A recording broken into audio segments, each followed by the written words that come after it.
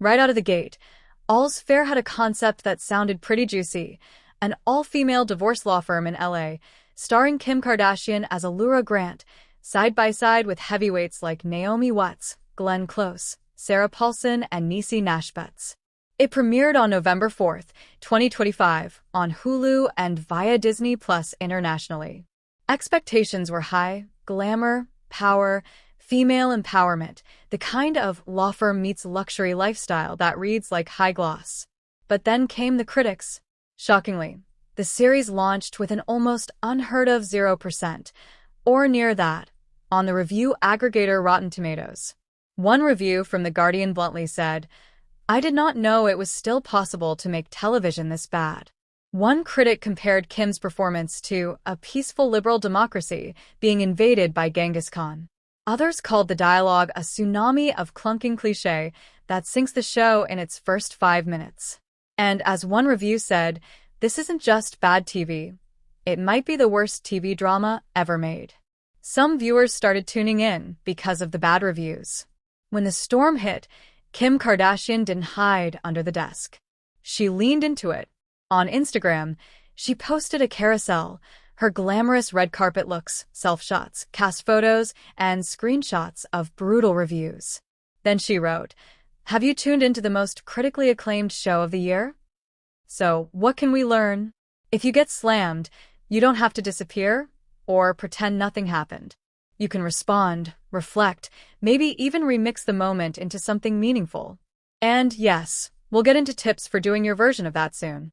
No one expects perfection all the time, but the critiques of All's Fair pinpoint a few recurring themes. Director Anthony Hemingway later suggested the backlash came in part because the show is not what people expected. It may be out of your league, it may not be anything you can connect to. Bad reviews generated attention, which drove viewers. So the project gained traction, even as critics shredded it. That's weird and instructive. Kim Kardashian did this when she posted the criticism instead of deleting it. It became part of her narrative instead of defining her. Use critiques as information, not "you're bad." When you show you're aware of the issue but you're still showing up, that builds connection. You don't have to pretend you're flawless. A mismatch in tone and delivery can cause the kind of backlash All's Fair experienced. Sources say Kim's co-stars rallied around her when she was shaken by the reviews. Your team, your friends, your supporters, they'll matter when the hype is down and reality hits in. It feels like a disaster when something you've poured into gets torn apart. But what if it's also something else, an opportunity? Because criticism comes when people are paying attention.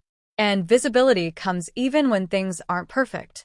So ask yourself, what will I do with the attention I get, good or bad? How will I respond if the story shifts strongly in either direction? How will I define success for me, rather than letting someone else define it? You have projects. You have hopes. You will get feedback, kind, brutal, mixed. And how you react will shape everything more than the feedback itself. So I ask you, if you were Kim Kardashian right now, what would you post to your audience? What story would you tell about this moment? What next step would you commit to? Drop a comment below with one thing you've been avoiding because you're afraid of critique. Then share one step you'll take this week to move forward anyway. And if you enjoyed this article, share it with someone who needs a reminder that even big-name setbacks can become breakthroughs.